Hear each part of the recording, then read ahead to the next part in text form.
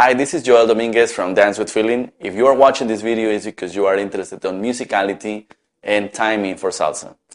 Now, before I start talking about salsa, musicality, and timing, let me ask you a question. Or actually, you ask yourself this. How come I'm not at the level of dancing that I want to be? When it comes to salsa dancing, we have to start thinking on timing, musicality, leading, following, turns, resistance, and on top of that we have to count.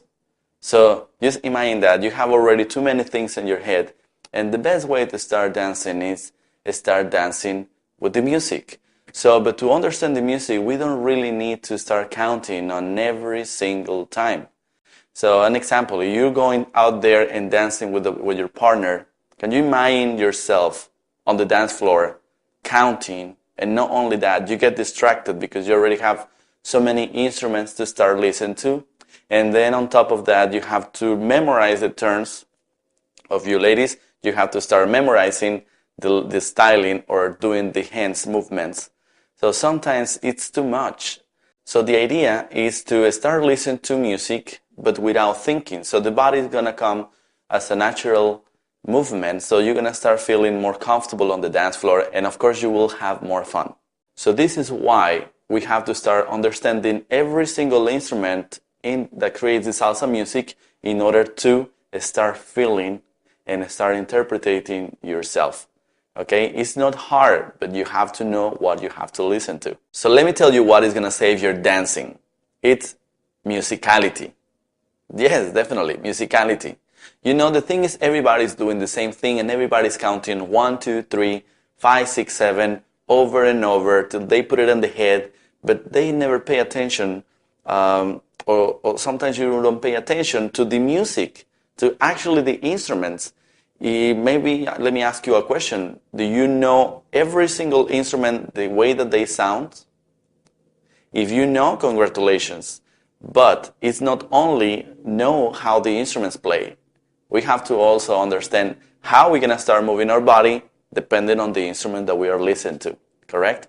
So if you don't have an idea of how the instrument sounds, don't worry, we're going to get to that point.